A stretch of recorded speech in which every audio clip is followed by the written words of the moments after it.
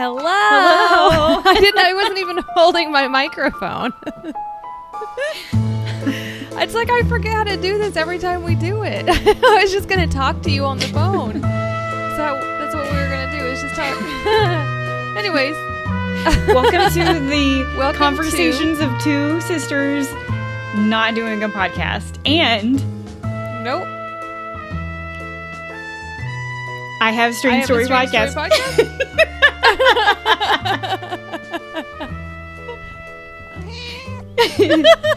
I had my cat meow right into the I heard microphone. I'm curious how it's going to adorable. come. Okay, so yeah, this is the podcast where two sisters retell people's strange and paranormal stories and experiences. Did I call it the podcast? Mm. And this is an episode, and I think it's episode 87 that we're on today. Yeah.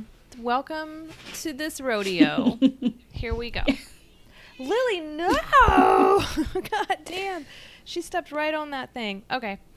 Announcements. Did you have any announcements for us today? Oh, yeah. Stop. We're being very professional right now because Lindsay's holding her mic up to her mouth because we still haven't got that situated. Once again, you guys, if y'all want to watch us talk about the podcast, you can find us on YouTube. You can also see Lindsay's cat, Lily.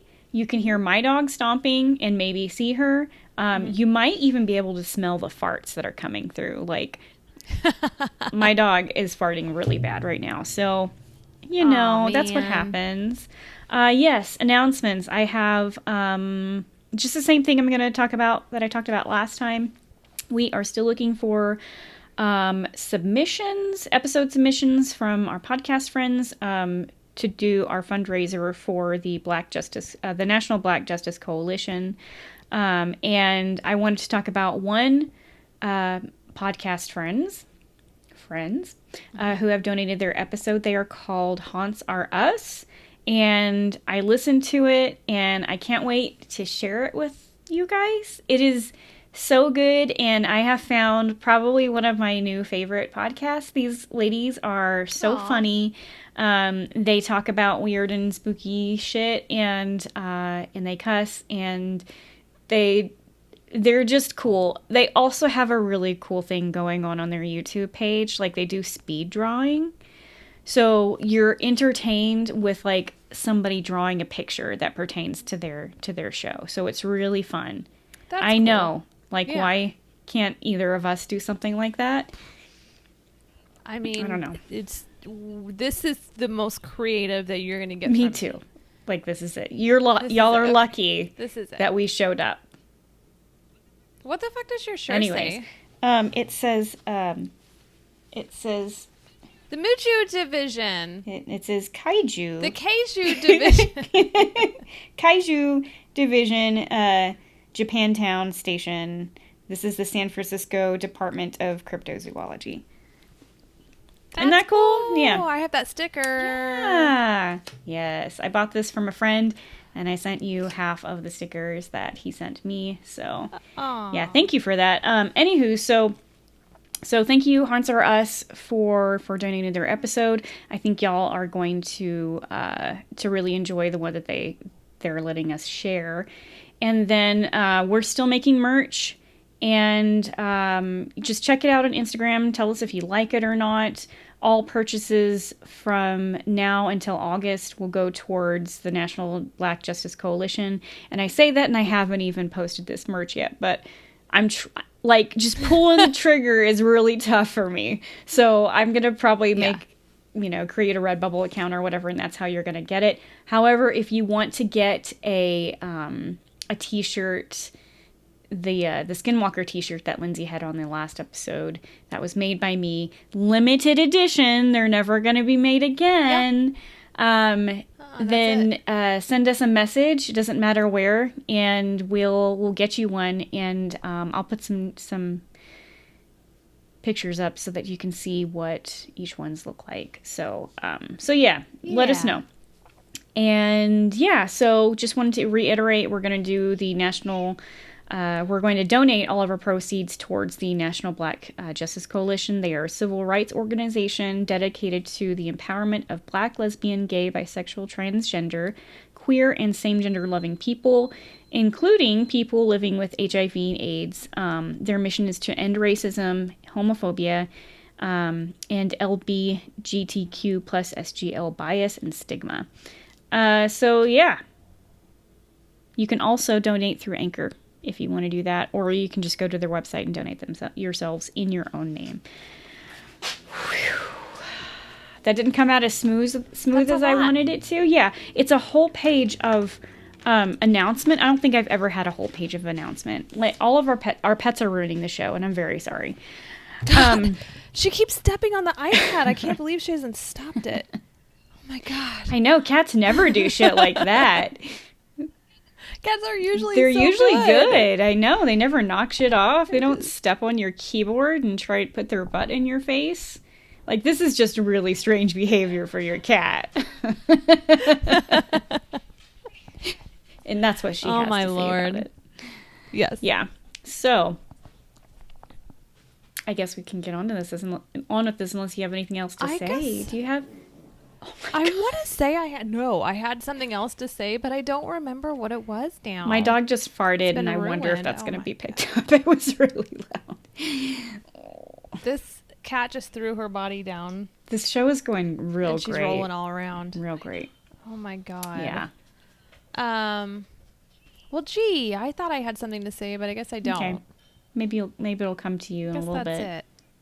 Guess we'll get started with the stories. Yeah, and today for story time, I have a story. So it's episode 87. So I think that you tell your story first. I do tell my story first. That's the way it goes, and it's the way it's always going to go. Yes. So my story is about a shadow entity interaction. Okay. Yeah, and this is kind of a different shadow person than I've ever heard of before, so I'm very excited about it. So this story starts in 2005 with a little 14-year-old kiddo home alone in their bedroom playing some video games. They were playing Halo 2, in case anybody wants to know. Anyways. So they're in their own room, and their sister room sounds like it is like right across from theirs. They are... And it sits at the end of a Y-shaped hallway. So just a backstory a little bit, and I think that you're going to get something. I don't know. You're going to have some feels. My hair is down now. That's okay. It's just because I just can't stop. That's fine. I'm sorry. You're going to get some feels from this. So okay. Their sister's room always felt haunted. So it always felt like... Whenever you go in there, somebody was looking at them. It just felt cold and fucking off. And Lindsay, that was your room. I know. Oh my god.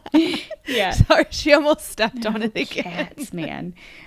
So if they were downstairs, they heard bumps and thumps in an empty room upstairs, and everybody remembers it being haunted except the sister that lived in that room. If they bring it up, they're like, no, she's like, I don't know what y'all are talking about. My room was never haunted. And I think this part is interesting. It's going to tie into the last bit of it. So this is cool. So anywho, We're back to the 14-year-old's room. They're playing video games. The door is open, and their sister's door is open. And out of the corner of their eye, they see this black purplish hand, like weird mass, I guess, emerging from the doorway of their sister's room. And I'm just going to quote them for a moment. They say, "God damn it, I still get freaked out remembering this." Ooh. So it was like made up of a black or purple void. That's kind of what they described it as. It's like what you see whenever you close your eyes really tight. So naturally, this person was frozen in fear, and they just watched this shadow when another shadow appears higher up in the top of the doorframe and extends out. So it's like it placed its hand on the doorframe, and now it's leaning out to stare at them. But things get weirder, and this part is harder to explain. But as soon as they locked eyes with this entity, a single thought just flooded their mind. And it was, oh, it's the cat. That's just the cat. It's just the cat. It's just the cat. It's just the cat. That sounds it's good. Fine. It sounds it's right. fine. Yeah. It's just the not cat. a big deal. And so it's the meow meow. It's just the cat. Like, it just made sense that the cat is in the door frame peering over at them without cat ears or whiskers or anything, but now it's a shadowy black figure. But it's just the cat. It's cool. Yeah. So they describe it as whenever you hear a strange noise and you get alarmed, but you feel relieved when you figure out it's just your pet making a noise. Yes, I have been there. I do that for every single thing that I hear in my house that is weird. Yeah. It's just the pets. It makes sense. Yeah, and usually it is. This clearly was not the cat. Obviously. So anyways, but this thing, whatever it was in his mind that was saying like everything is okay, it's just the cat, they were kind of calmed by this feeling. They were a little bit relieved, and he's still looking at it, and still in his mind, they're just like, oh, it's just the cat, it's just the cat. But then they're kind of believing it at this point. So the thing slowly retracts back into the bedroom, and the kid's going about playing Halo 2, feels calm, unfazed, but over the next few minutes, their wits start returning to them, and they're like, hold up a second. That wasn't the cat. They're like, wait a second. That wasn't the cat. That doesn't make any sense. Like, wait, what the hell was that? And so at this point, they're instantly, like, panicked. And they get this huge adrenaline rush. They, in the flight or fight response. And they bolt out of the room, not looking at their sister's room, grab the cordless phone from the kitchen, and run out the front door. And so they stand outside and they just frantically call their mom, begging her to come home. They're so scared they can't even look up at the house. And so mom gets home. They all look around and they didn't see anything. So the way they explain it to themselves is like, what I experienced was probably a hallucination. Maybe from playing video games, from, I don't know, maybe being tired or whatever. They've never had this type of experience again, but now they keep the door closed whenever they play video games. So this story is very interesting. I've never heard of a shadow person. And, God, what is this, chicken or the egg thing? Which I think has been verified by science. But like, was this the person's mind protecting them from a traumatic event, or was this something projecting that thought into their head? You know what I mean? So, right. Yeah. So I'm going to talk a little bit about screen memories. Screen memories, just like the blanket description or definition, is a distorted memory, generally of a visual rather than verbal nature. The term was coined by Sigmund Freud, and then later writers have emphasized the element of a psychological trauma underpinning the screen memory. So it's something that your mind does to protect yourself, and you see that a lot in trauma with children. And I got that source from Wikipedia, by the way. So screen memories are also very common in abduction cases or experiment cases. It just depends on how not everybody likes the term abduction. So whatever term you prefer, those experiences, screen memories are. And in the case of Whitley Strieber in Communion, this is just an example. At one part of his story, he was in his cabin with his friends in the woods. They all wake up and there's like fucking light outside. It's swirling around. There's all this weird imagery. And as soon as they get up, everybody's kind of like, what the fuck is going on? Whitley goes, the roof is on fire. And he knows that it's not on fire. Like there's nothing. And like everybody just comes out and he's like, the roof is on fire. And he doesn't know why he's saying that. And then he like everybody calms down. He's like, oh wait, I guess it's not. Everybody goes back to bed. And then the next day, whenever they talk about it, like nobody really knows what to say or even acknowledges what happened the night before to some degree. Yeah. There's another where he had a visitation and some pretty bad things happened to him, but he just awoke with the memory of seeing an owl, and he knows that he hadn't seen it. So this is kind of a representation of a screen memory. And once again, is it your mind helping you to protect you from the traumatic things that you've seen, or was it something else that put that memory in there so that you would forget what you're seeing? Yeah. Honestly, I don't really think our brain cares about us emotionally enough to do something like that. You know what I mean? I mean, it does. I think it does for children. A lot for children. That's what I was going to say. But I also think that children are very, it's like they're invincible. Mm-hmm. And I think that they, because of maybe not fully comprehending what's happening, they are capable of just dropping some of those memories and just completely like going away. I don't really, you know what I mean? And I think it's coupled with not understanding what's happening, and then just being invincible and moving on from whatever had happened. Yeah. It's. I don't think our brains don't care about us emotionally. Brains are logical and technical, and they're just doing what they're supposed to do to keep us alive. You know what I mean? We created emotions, right? Oh my God, this is getting really deep.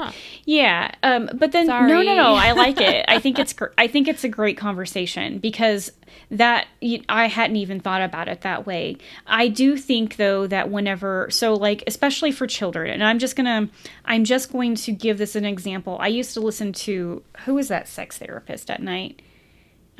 Dr. Ruth? No, he was a dude. Dr. Ruth? I'm just kidding. Was he on 101X at night? And he would, Dr. Drew. He has white hair. Dr. Drew. Dr. Drew. All I had to say was doctor, and you knew who it was. It's Dr. Drew. Yeah.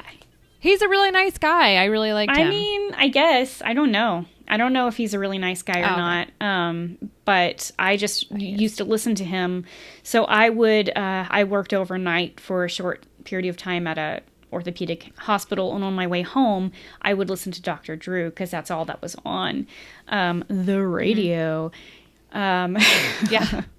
I didn't have any way to listen to any podcasts or anything back then, but anyways, he got a question from a couple who they caught their child, and whenever I say caught, like the kid didn't get in trouble for this, but the kid was watching pornography, and it was their own pornography.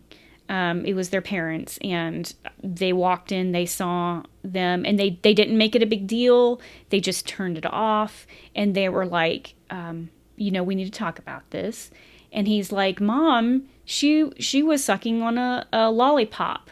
And to me, that's kind of a screen memory for a child. They're processing something that they don't understand into something that they do understand. You know what I mean? Yeah.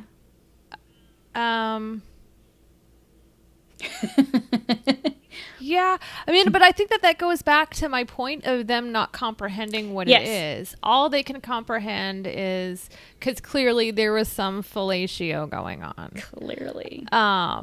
Clearly. And he didn't understand what that was because he's not a sexualized person yet. And so he couldn't comprehend what it was. And so he was like, well, what you suck on is ice cream or lollipops or whatever. Yeah. So when I think of screen, I just think of it as being like a protective measure, but I don't think it's protective. It's really just trying to figure out what the fuck that is. Okay.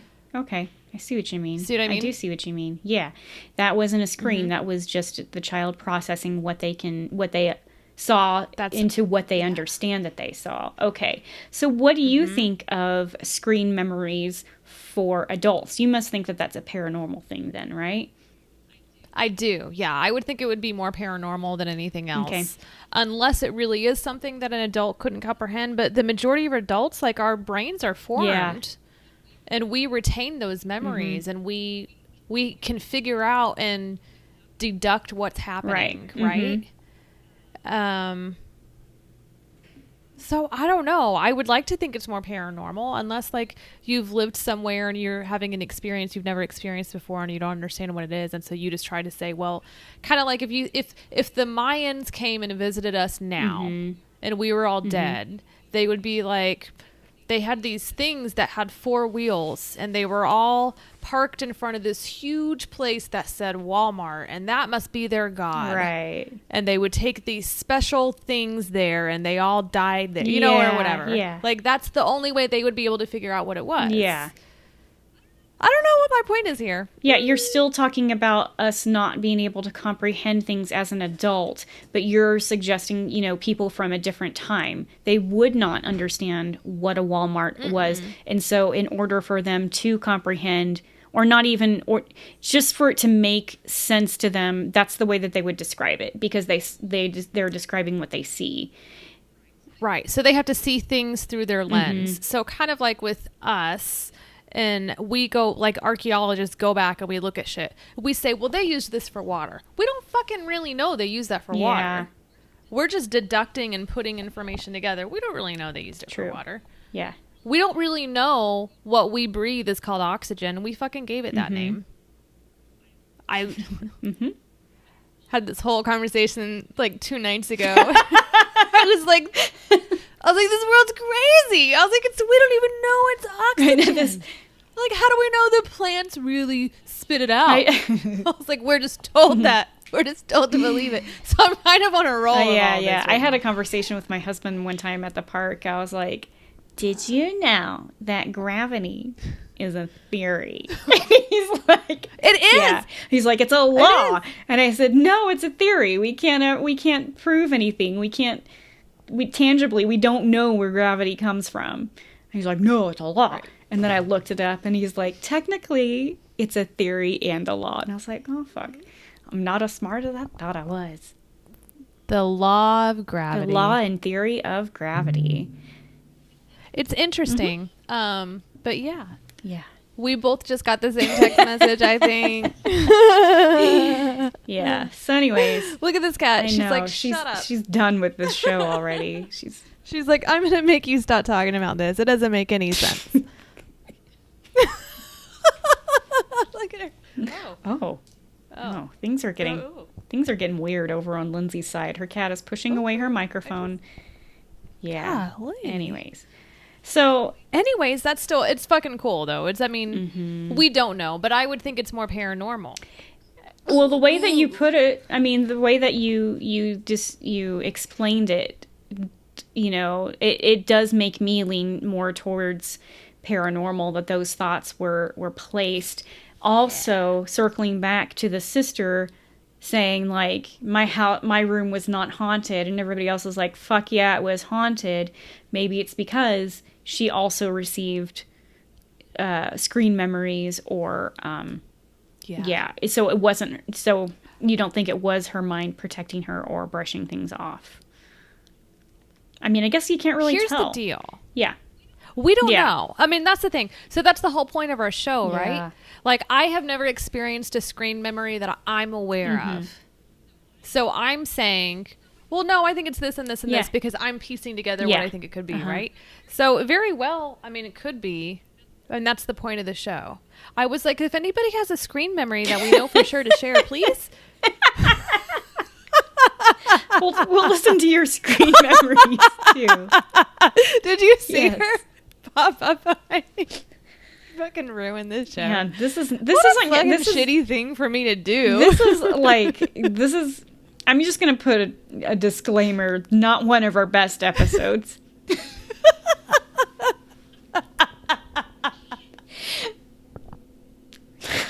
There's too much pet interaction going on right now. sorry. No, it's not just you. It's really cute. Oh gosh, you guys need to check this out on YouTube if you haven't yet. Yeah.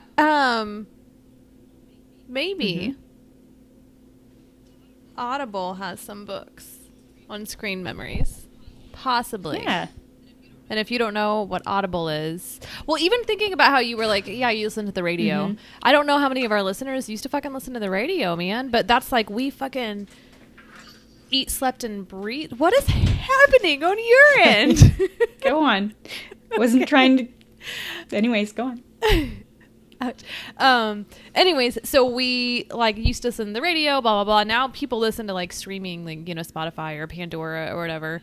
But also with Audible, you can listen to all sorts of like books or podcasts or anything else. Like, it's another platform that's pretty freaking cool to listen to and experience different things.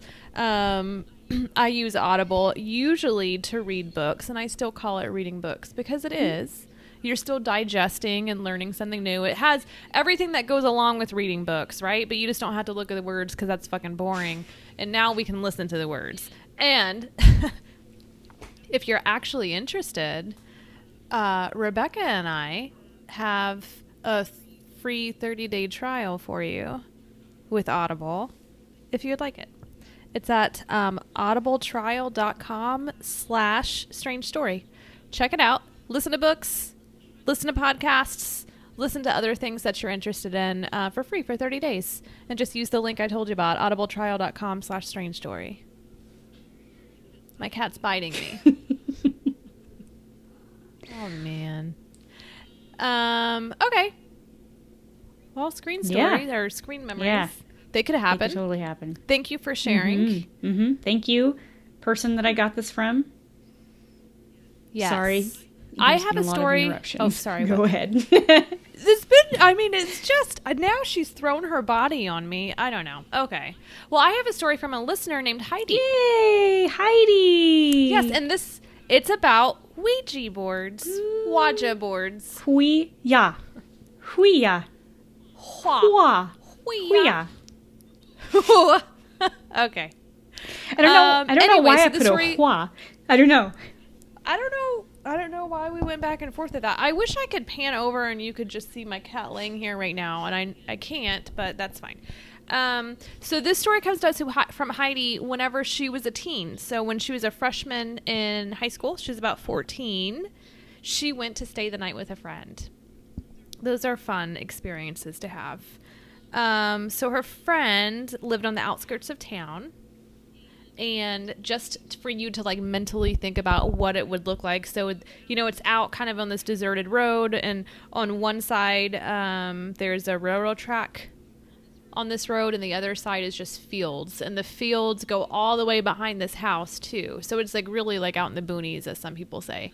And then it's a 3-story house. And it just has fields all behind it. And like a 3-story house is pretty cool. I've never really, you encounter those a lot where you are. Y'all have a basement, you have another part, and then you have another part. That's 3 stories, folks. Yep. Anyways, so while they're together, they decide that they want to play with a Ouija board. These young girls who are inexperienced and probably haven't done any research or listened to our podcast to know what to do with a Ouija board. Let's see how it goes for them. So they started to ask it all sorts of questions. And one of the questions Heidi asked was, how many kids was she going to have? And it said 3. She asked later how many, what the gender of the kids was going to be. And it said 2 boys and 1 girl. And she verified that's exactly what she fucking had, by the way. Whoa, pretty cool. That is cool. Right? I know. Lily! Oh my God, she's chewing on my pen. Don't chew on my pen. Oh my God. Oh my God. Okay. So the Ouija board, they're talking to it. It makes some predictions. I don't know how many years later she knew the predictions were true. So they keep asking questions, and then all of a sudden, her friend starts talking in a different voice. It's a deep, creepy male voice, and it's fucking terrifying. And she doesn't understand what's happening, and she just says her friend's name over and over and over and keeps telling her to come back. And she says that probably about after a minute, but it seemed much longer than that, her friend finally came back. Ooh. They're terrified. I know. She asked her if she knew what happened. Like, did she recall what happened? And her friend was like, I have no idea what you're talking about. None of that happened. I wasn't calling, I wasn't using a different voice, all of those things. So they start to panic. They grab the Ouija board. They run downstairs. They run out the back door, and they go to the garage. And the garage has like a burn barrel. For people who don't know, I mean, when you live in the country, sometimes you'll have big barrels to burn your trash because you don't have trash service. I don't know if that's true. Anyways, so some people burn trash, okay? And so they ran downstairs, they put it in this big barrel, and they just fucking light it on fire. They're fucking done with it. They don't want anything to do with it. And they stand there and they watch it burn for like 5 minutes to make sure that this fucker is like, gone. So finally, they go upstairs, they turn the corner into the room, they enter it, and they see the Ouija board is sitting in the middle of the room, unburned, completely intact. No. Yes. Oh, no. This is an evil Ouija board. And so that's where the story ends. Yeah. Okay, but here's the deal. So this is what I'm talking about. And Becky, you've given some history on the Ouija board, and you've given advice before. Mm-hmm. So for new listeners, or for anybody else, just some tips about a Ouija board. Don't mess with it. But if you're going to. So that's something like, this is totally up your alley, because you'll play with the Ouija board and I will not. Mm-hmm. I won't do it. I'll totally anyways, these are the things that you need if you're going to play with the Ouija board. You need a fucking Ouija board, and then you need a planchette. You need candles, preferably white candles. By the way, they symbolize purity, and they also are typically used for prayer. You need a pentacle. Is that what it's called? The thing that you go back pendulum. And forth. Pentacle. Is that a pendulum? Mm-hmm. What's a pentacle's a star, right? Okay. Well, I didn't mean that. Okay. I meant a pendulum. Mm-hmm. And you need it so that you can do a spell. Mm-hmm. Okay. And then you need friends. So those are the things that you need if you're going to use the Ouija board. So I talked about needing a pendulum to say prayer. And it doesn't have to be a real long, drawn-out prayer. It can be something very simple, and it can be something that you only wish to speak to good spirits, and only good spirits are welcome. And so before you start with the Ouija board, you would all say this to make sure that it was a safe place, right? And then you start the Ouija board by saying hello, mm-hmm. right? You want to tell them hello and welcome them. So then you ask them questions. If things start to feel scary or uncomfortable, because if you think that there's a bad spirit or something, just really uncomfortable happening, you need to end the game. And it's referred to as a game. Yeah, you need to cut it off. You don't need to go forward anymore, but you need to officially end it. So that means you need to say goodbye. On every Ouija board, there's a hello and a goodbye, and they're there for a reason. It's for opening and ending. So you need to go to goodbye, you need to fucking end it, and you need to close whatever window or portal that you could have opened. If you do not, and if you all run and scatter, you're leaving a portal open. And whatever it is that's making you uncomfortable or seems bad, well, it's still going to be there. So you've opened it and left it. So you have to close it. You also can't destroy a Ouija board for the same effing reason. Because after they got up and you ran to burn it, you left that window open. And so that could have been why it ended up back upstairs, is because whatever that uncomfortable experience was that happened, well, it's still stuck around. Yeah. And that's why. So if you're going to play with the Ouija board, which number one, just don't. But if you do, follow my simple steps, and it can be a safe, fun experience. Dun, dun, dun, dun. Yeah. Also, try not to do it at your house if possible. And I don't know where else you would do that. So going to a park, or you can go to a park. You can go to a graveyard. You can go to a school. You can go downstairs outside your apartment to a little picnic table by the dog park. There's all sorts of places, Becky. Yeah, clearly, obviously. I mean, don't do it right now because we're fine. supposed to be social distancing, but eventually, these are the places that you can do it. I would also just maybe suggest like a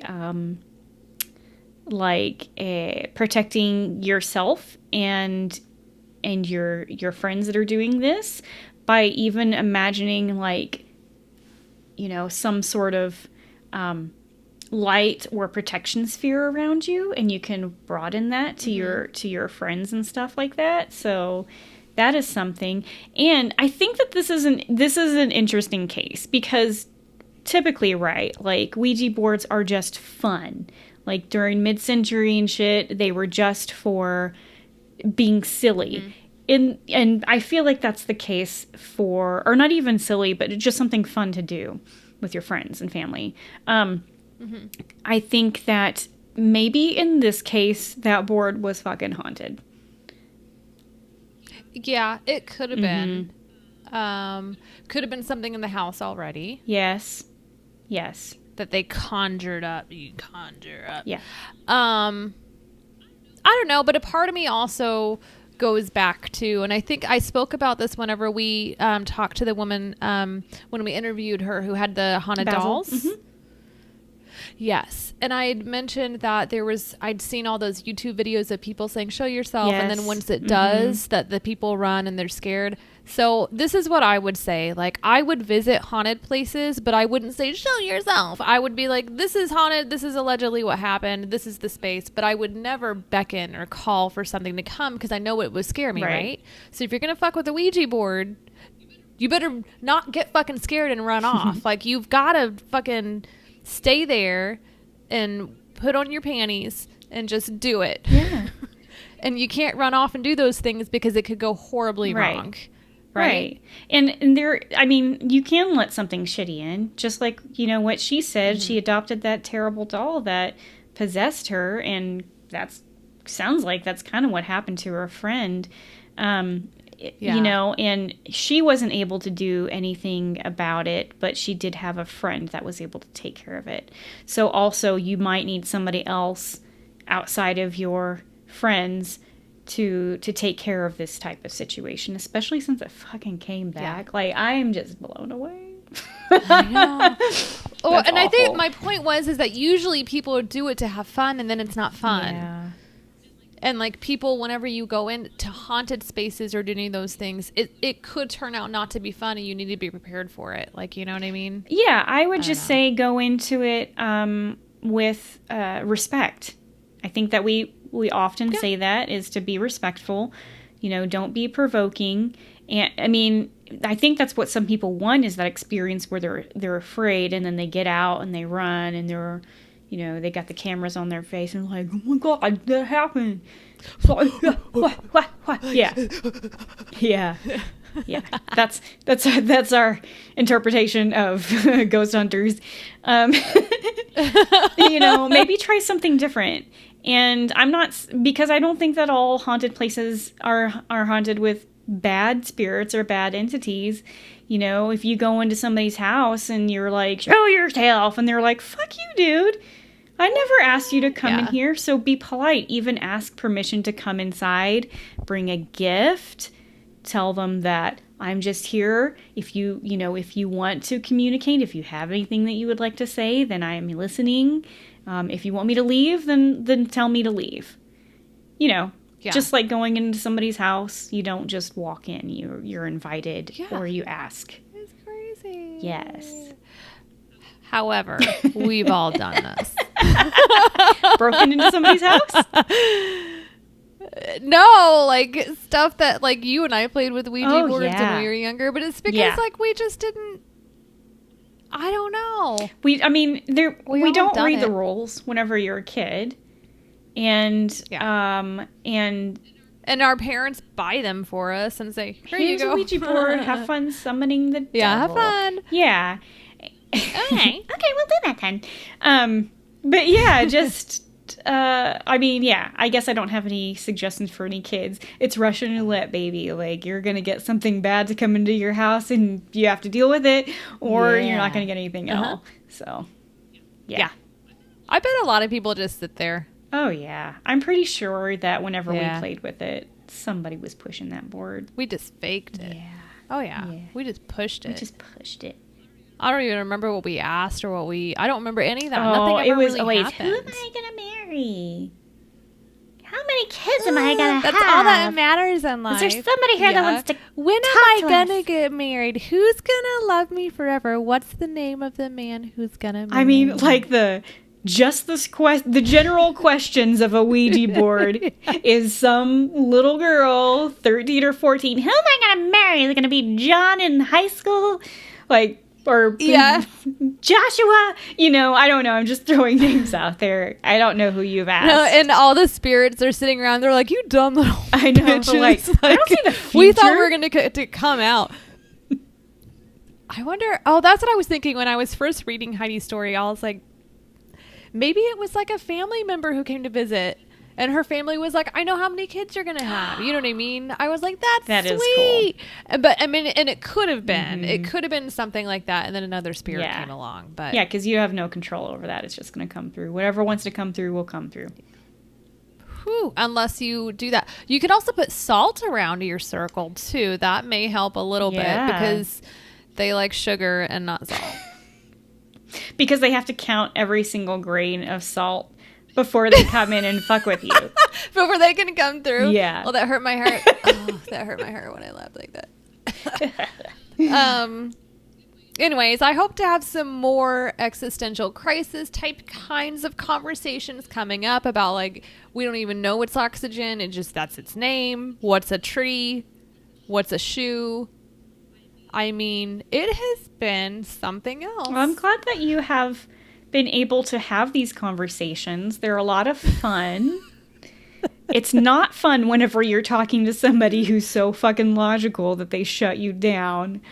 Because I've been there. It's oxygen. Yeah, it's just oxygen, obviously. Yeah, but like, why? But it's like clear. Did we take a sample of it and run it through the and it element said oxygen? Machine? Yeah.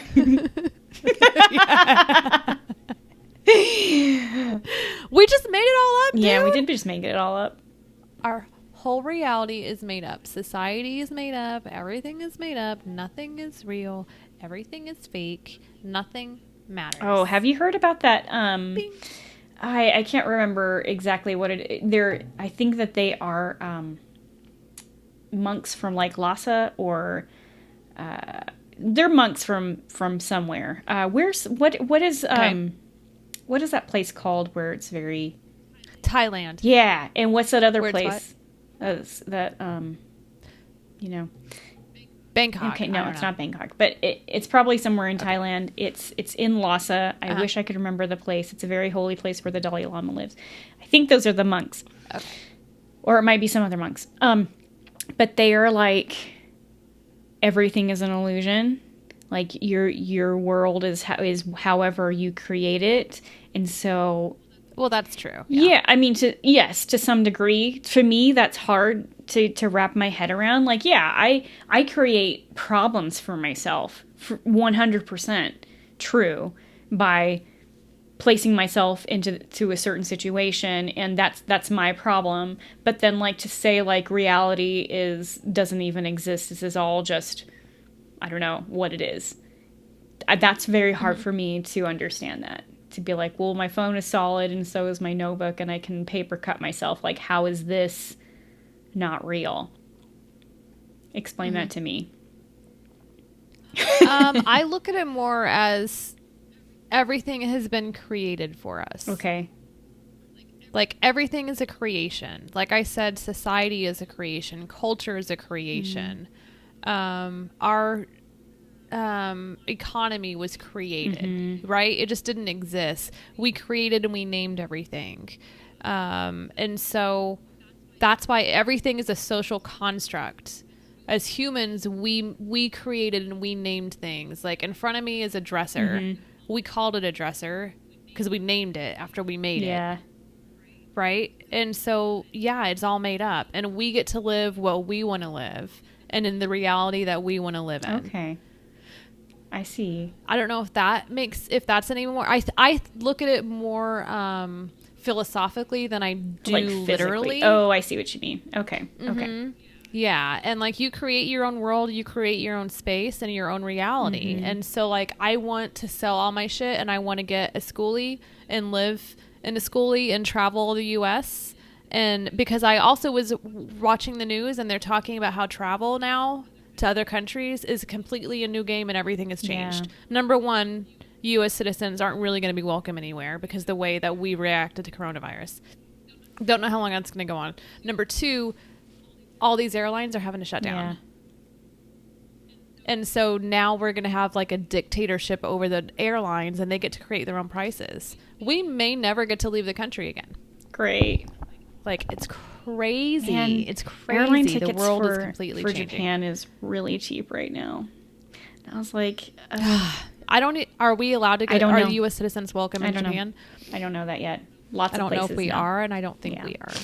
Anywho. Anyways, oh my God, this hasn't even been a paranormal podcast today. Like, there's been some. Like, we dropped a little bit. Yeah, we're like, somebody saw some kind of shadow entity, but let's talk about screen memories. I was like, there was a Ouija board. Anyways, what's oxygen? Yeah. This has been the B movie episode of all of our episodes. That, I think it's just all the pet interaction and it just kind of distracted me. My dog's farting the whole time and I'm afraid y'all are going to hear her fart and think that it was me, but it was not. Anyways. And I cut my bangs, and that's completely throwing me off because then I was like, I'm going to put it in a ponytail. And then I'm like, it looks like shit. And then I took it down, and I just can't. This is just the way of the world right now. We just don't know what to do. It is. Don't know what to talk about on our own show anymore. But anyways, no. Yeah. Do you have anything else you want to say? No. I mean, we appreciate the stories that were sent to us. It's awesome. They're great conversation starters. Be careful with your Ouija boards, folks. Follow my 5 simple tips and you should be safe. Yeah. Does it seem like a commercial when I do that? I was trying. Okay. And if anybody else would like to share their stories with us, please do by sending them to ihaveastrangestorypodcast@gmail.com and we'll be happy to read them just like Heidi did. Shout out. Yay, Heidi! Yeah. Oh, subscribe, rate, and review us. Yeah, my turn. Subscribe, rate, and review us. And if you do leave us a review, please leave us a nice review and take a snapshot of it. Send it to our email address with your physical mailing address, and we will mail you some stickers. If you want to mail us something, we're not doing that right now. So just don't do that. And if you are a podcast and you would like to donate an episode for the month of August to run our Anchor ad on it so we can make 1 penny for every listen so that we can donate all of the money that we've accumulated thus far to the National Black Justice Coalition, get in touch with us. I still haven't sent an email out to our podcast friends yet, so be on the lookout. Yeah. Hey, I have a question before we go. Is that Jeff Goldblum in a picture back there? It sure is. Do you want to That's so cool. Where did you get that? Okay, so that's from Atomic Pixies. They are they're a group of artists here in Denver, and I've seen them many times at the Pride Fest. And the last time that I saw them, I bought that print. And I bought some other prints, and I've bought a shit ton of cryptid buttons from them, or pins. They're so cool. I'll take a picture of it and put it in at the end of our episode, and maybe I'll post it. It's just really long, so it's kind of hard to get a good photo of it. But yeah, so now the whole world knows I kind of have a crush on Jeff Goldblum, and that's the picture of him from Jurassic Park, and it says, "Life will find a way." That's so cute. Yeah. I always talk about you when Jeff Goldblum, if anyone's around me, I'm like, my sister has a crush on him. That's what I all tell my friends everybody. They tag me in pictures and yeah. it's been since you were a teen. I know. Like, it's not a recent thing. Like, you've liked him since he was in Jurassic Park. Yeah. I mean, it's the same thing. Probably it's the before same that. thing with Keanu Reeves. Like, I'm an old school Keanu Reeves lover. You're old school. You're OG. Yeah. I don't have any of those things. I don't have any crushes on... I never had a crush on a celebrity. Yeah, well, that's the tits, Lindsay. I don't know what to say about that. That's something. Well, bless your heart. Okay. Yeah, so we've already done our outro. Might as well say bye. Bye. Don't rate this one.